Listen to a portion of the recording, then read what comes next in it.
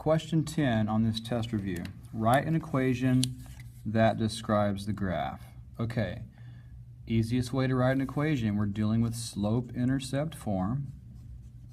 All you need are these two values. This value is my y-intercept. So here's my y-axis. Where does my line cross the y-axis? It's right here. So now, where's that in respect to the origin? The origin, my 0, 0, it's down 1, so that would be a -1. My b value is -1. Okay, my slope, that is my rise over run. So I'm looking at this line going left to right, it's definitely going uphill. So I know I have a positive rise over run. So it's going to be up and then right. Remember, if it was negative, like a line going like this, I would interpret it as down and right. I don't want you guys right now thinking something as down and left. I don't want you ever going left right now. It can cause a lot of confusion and it's easy to make mistakes. So it's either up and right or down and right. So this one is up and right. Find the points that go, the places in the line where it goes right through the intersection on your graph grid, and there's lots of them here. And now the pattern is up 2 over 1, up 2 over 1, up 2 over 1. So my top number's 2, my bottom number's 1. Reduced, you get 2. So it's y equals 2x minus 1. Number 11. The number of Pokemon cards Victoria can sort, y, varies directly with time, x. Victoria can sort 200 cards in 10 minutes. Okay, so this is a little hard to read. I think there's supposed to be a comma here. The number of Pokemon cards Victoria can sort, y, so they're saying this is the y, varies directly with time, which is the x. Okay? So remember, what I've tried to emphasize to you guys is when you see this terminology, varies directly, it's one of those special equations. It's not, there's no b value. It's a y equals kx. So it's like a y equals mx plus b, but you don't have a b value, it is 0. So all you have to deal with is this, right? What is the constant of variation for the situation? So I'm going to show you the mathy way, and I'm going to show you just the common sense way. So we know that 200 cards is a y value because y is the cards. So we have y equals kx, and I want to put the 200 here. Okay? I'm plugging in the 200 for y. I'm plugging in the 10 for x. See? And now I'm going to solve for k. You divide both sides by 10, and you get k by itself. 200 divided by 10 is 20, or 20 over 1, which is 20, right? So what is the constant of variation? It is 20. Now, you don't have to set up the equation if you just remember, whenever it varies directly, which is also known as direct variation, all you do is take the y number and divide it by the x number. That's all I did. I took the y number, divided it by the x number. If you just remember that, you don't have to set it up. But it's always fine just to follow your math rules and you get the same result if you don't remember that. Okay, number 12. Determine the slope from this graph. I hope this is extremely easy. Okay, you want to find your friendly points that are right in the grid line. If this was hunting and you're trying to get a deer, you'd want the deer right at the crosshairs, right, of your scope. So there you go, there you go. I'm looking for all the ones that are right at my intersection of my grid lines. There's lots of them, right? That's plenty. Secondly, I want to recognize that this line is going downhill when I read it from left to right. So I'm thinking of this in terms of down and right, down and right. Down 2, 1 to the right, down 2, 1 to the right. That's -2 over 1, which reduces to -2. Let's take a look at the next one. 13. The graph models the linear relationship between the value of the Sri Lankan rupee and the value of the US dollar. So let's take a look at this. US dollars to Sri Lankan rupees in 1990. US dollars is on the x-axis. The Sri Lankan rupee is on the y-axis. All right? So what's happening as the value of this is increasing, the value of that is also increasing. It's basically like $1 is equivalent to 40 rupees. $2 is equivalent to 80 rupees, etc. All right? Determine the rate of change in the Sri Lankan rupee with respect to the US dollar. Okay, well, we know it's a line, right? So we know it has a constant rate of change. So let's just make a little tiny table real quick here on the side. Pick out a few of the x and y values that we have. We know we have 0, 0, right? So that's 1. We have 1, 40. We have 2, 80. I think that's plenty because we know we have a constant rate of change. In fact, you could just use 2 points, really. But just to show you guys, I'll use 3. So if my change in y, it's going by 40 every time. My change in x, it's going by 1 every time. So my rate of change is 40 over 1, which is equal to 40. So how would you say that in words?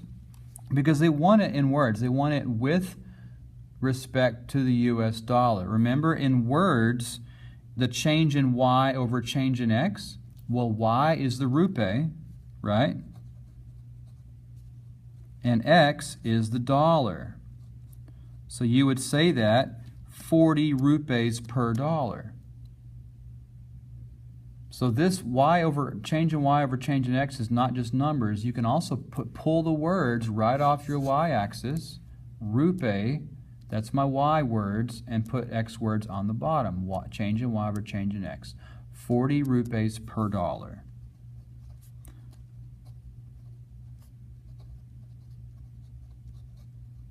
All right, number 14.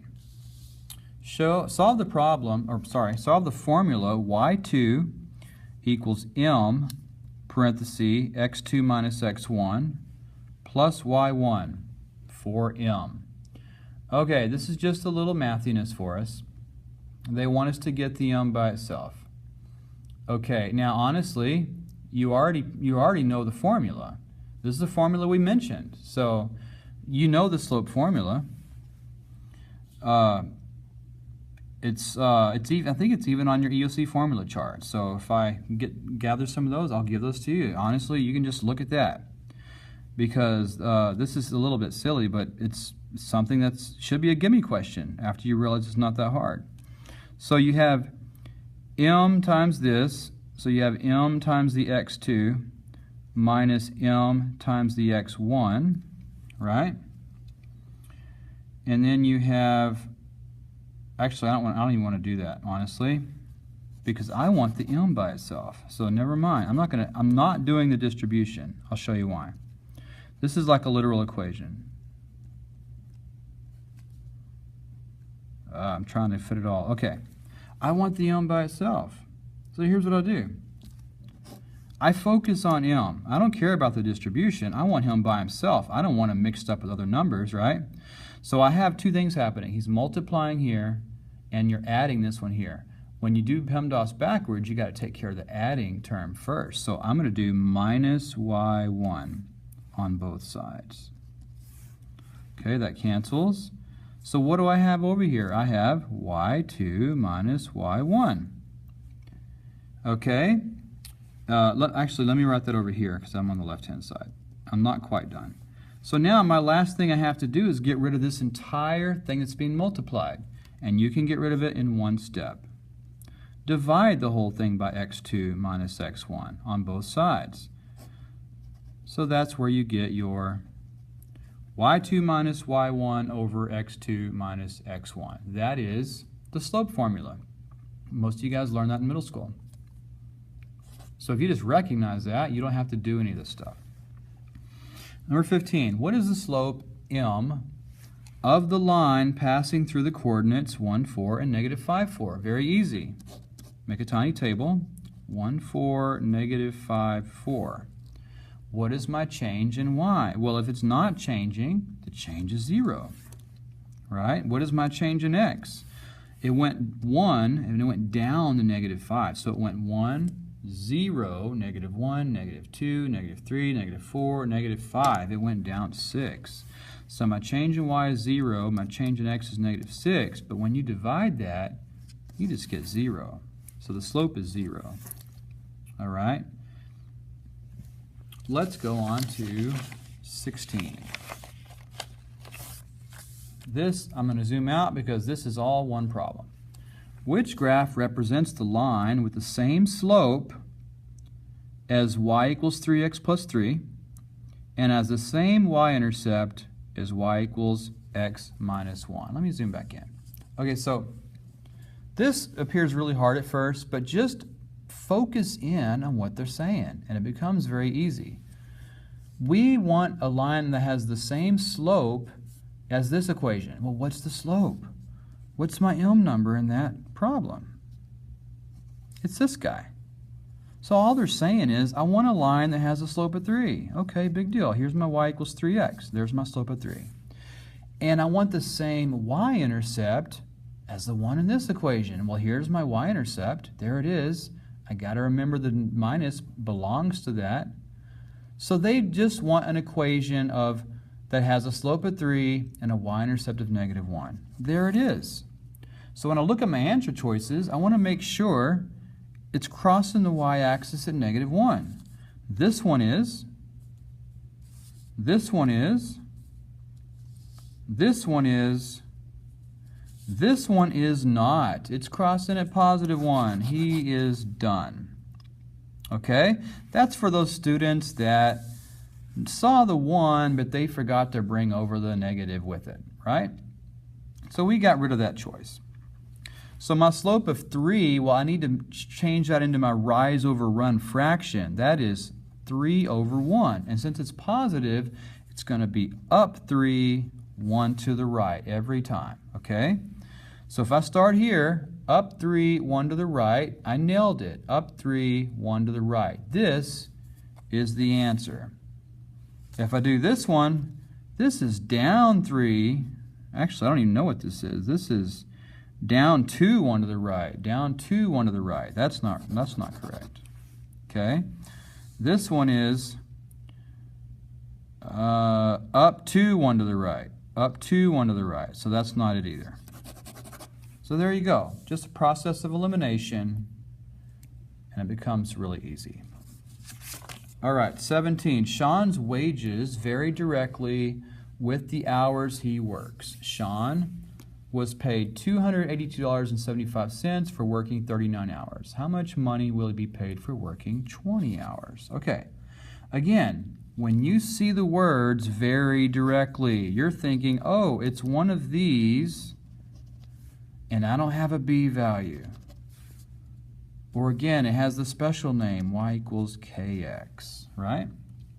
And what do you also remember when you have that? It means you just, to get the slope or the rate of change, it's just the y number divided by the x number that goes with it, right? So what's my y number? Okay, well, wages varies directly with hours. So y always varies directly with x. So wages is y, hours is x. And also remember, time tends to always be the x. I would say like 95%, 99% of the problems we do in Algebra 1, time is the x, okay? So wages per hour. What is my wages, or his wages? His wages was $282.75. His hours for those wages was 39. So we can get our hour rate, our constant rate. So let's go ahead and do it. 282.75 divided by 39. $7.25 an hour. So what does that mean? That means our equation is y equals 7.25x.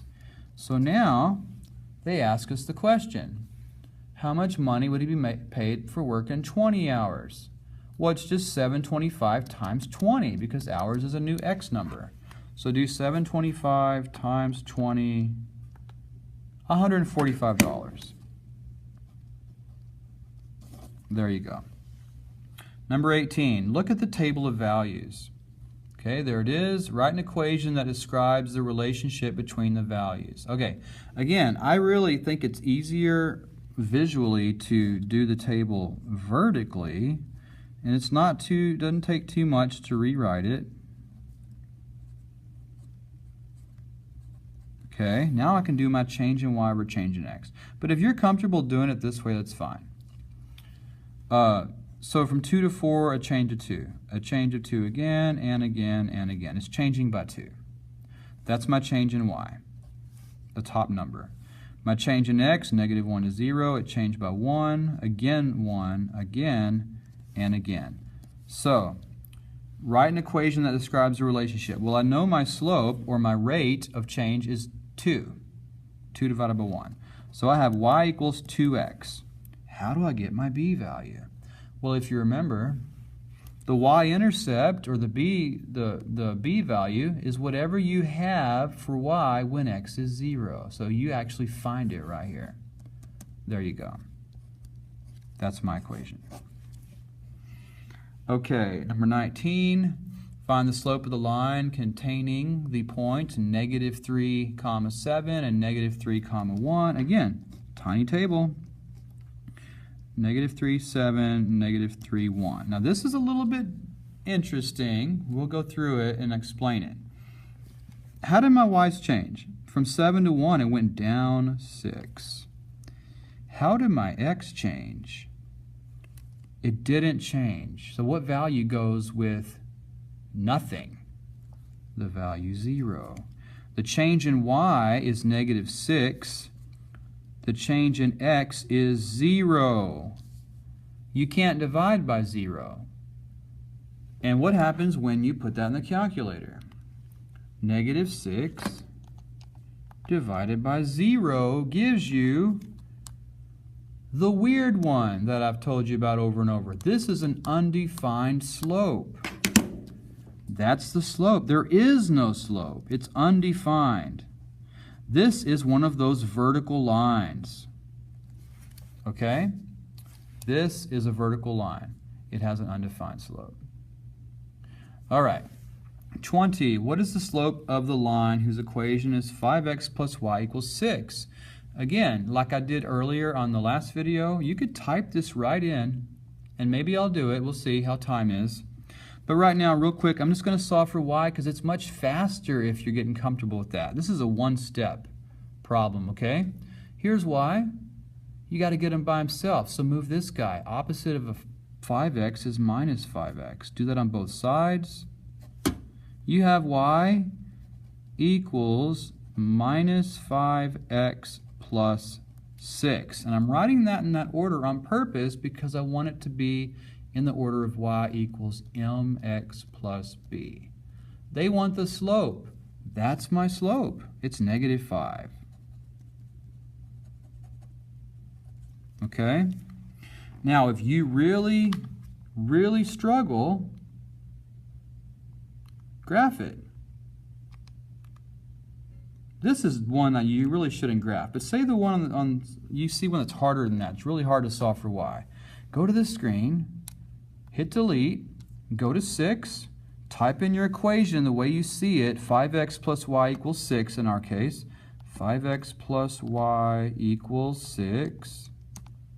Turn on your grid lines. Most of them are menu 2, 2, 3.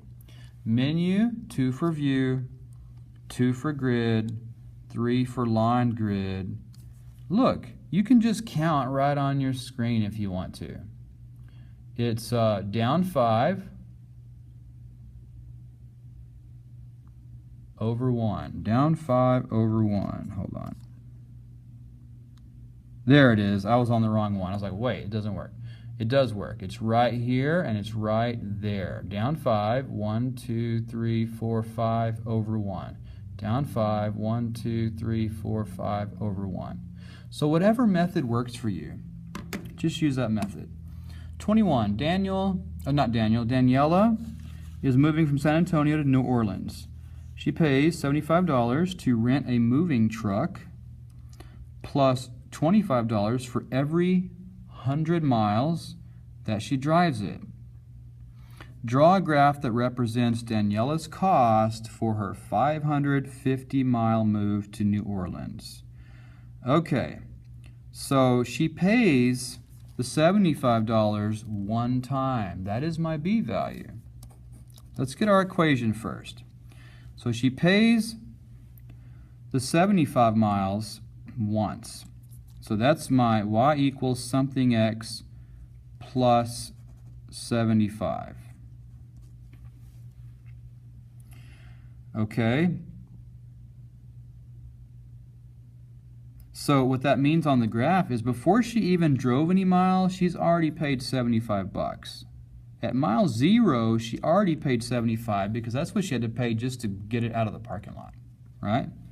So now it's $25 every 100 miles, all right? So it's cost per mile.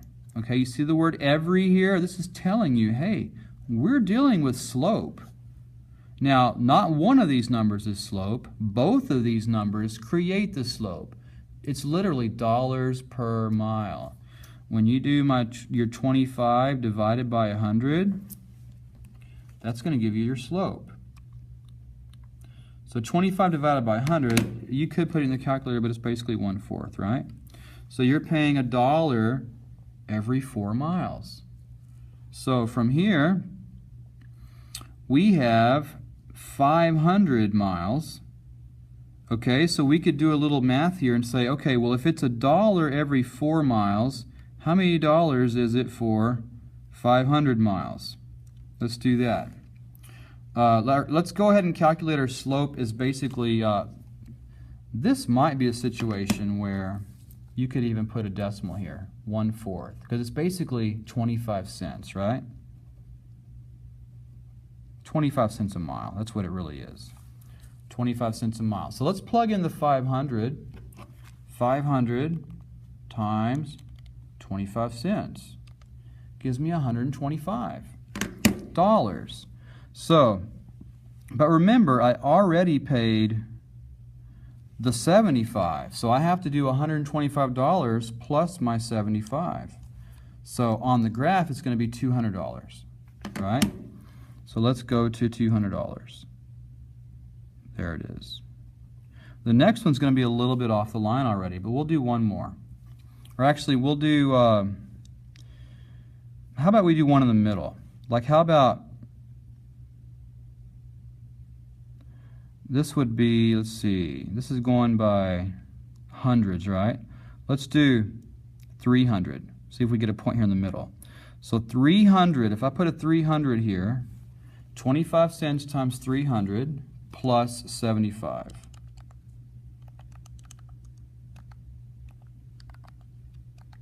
$150. So 150 is right here. Right there. And that's right on that line. So that's plenty of info to give you a little sketch. All right. Let's see what we have left. We have 3 more questions. So instead of making a new video, I'm just going to try to get through these really quickly. All right, 22, graph the linear function that identify the slope and y-intercept. Okay, now on the test, there's going to be a back page where you have to do this by hand. It's the three or four problems that are not multiple choice, so make sure you can do this. Very easy. Okay, here's my y-intercept, my b value, and here's my slope. -3 is my m value. Start with a 6. Up 6, 2, 4, 6. My slope is -3. What's the rise over run that I get out of that? It's -3/1. So starting at my starting value, or my starting point, it's down 3, 1 to the right, down 3, 1 to the right, etc. And that is my line. So we identify the slope and y-intercept, we graph the line. Okay? Easy as that. Oh, we can write it down here, I guess. Given the following graph, identify the slope and y-intercept, then write an equation in slope-intercept form. So now they're giving us the graph, and now we have to come up with the equation. All right, so what's my slope? Well, they gave me some nice points to use. I'm going down, over, but I can't count my boxes this time. It's not down 3 over 2, down 3 over 2. I mean, the boxes are, but we have numbers here we have to use this time. So we have to figure out what we're going by. It's 20, 40, 60, 80, 100. We're going by 20s.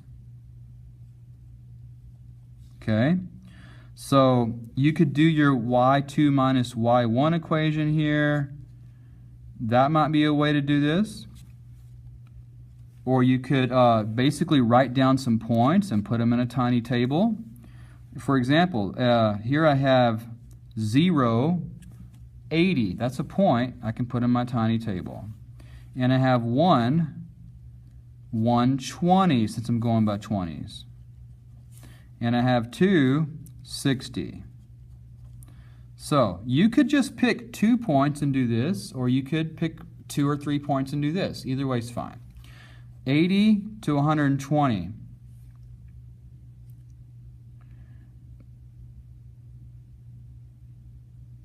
Hold on one second. Oh, I'm sorry. No wonder. It's 180. 180. I had my one was missing. Okay. 180 to 120 is going down 60. 120 to 60 also went down 60. So my change in y is minus 60. My change in x is just going up 1 each time. So it's minus 60 over 1 or negative 60. My y-intercept, easy. It's just right here. It's 0, 180. I use the 180. My equation is y equals negative 60x plus 180. Okay, pause the screen if you need to for a little bit. All right, last one. We have solve the linear function in terms of y, then graph it, identify the slope, and y-intercept. Solve the linear function in terms of y, so we get y by itself. Graph it, right here.